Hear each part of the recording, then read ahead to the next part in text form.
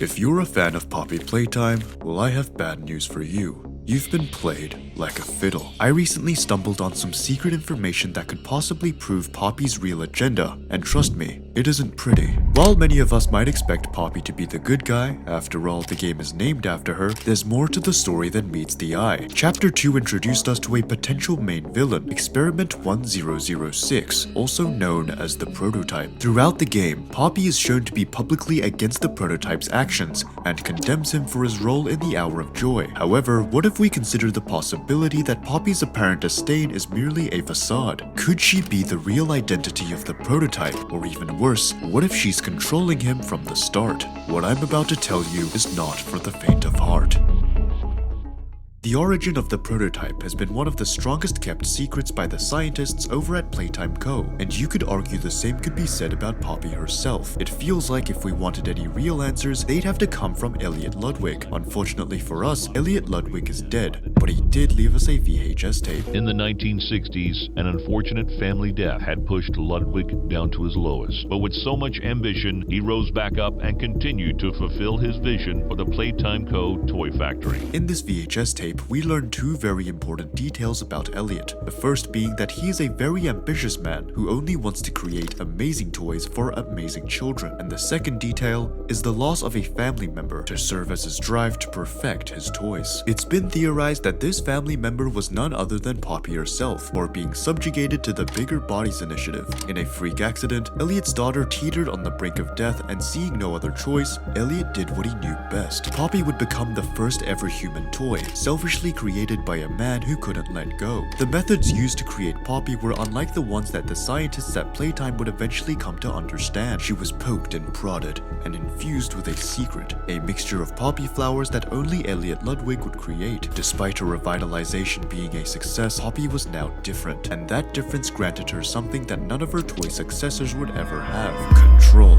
Poppy being in control of herself and others has been apparent from the moment you meet her. I mean, just look at her. Her appearance is a stark contrast to the other toys we are introduced to. Our antagonists like Huggy Wuggy, Miss Delight, and Catnap all wear forced smiles despite them feeling anything but happiness. We've seen Poppy freely express herself, whether it's when she's angry, happy, or concerned when things don't go her way. If Poppy was created the same way as the other experiments, she would have had a fixed smile too, and definitely would have lost her mind by now. Despite her large differences with most of the Playtime toys, there is one in particular whom she shares frightening similarities with: the Prototype. The Prototype was an outlier among the toys, and was stated to never show signs of ravenous hunger. While the other toys took to eating one another, it appears as though Poppy was able to resist that temptation. Even after being locked in her case by Mommy Longlegs, Poppy never showed the player any signs of insatiable hunger. The idea of Poppy's ability to control becomes a lot more sinister and dark when you look at the bigger picture. How many times have you seen that image of the red poppy flower? How many times have you done what Poppy said just because she said so?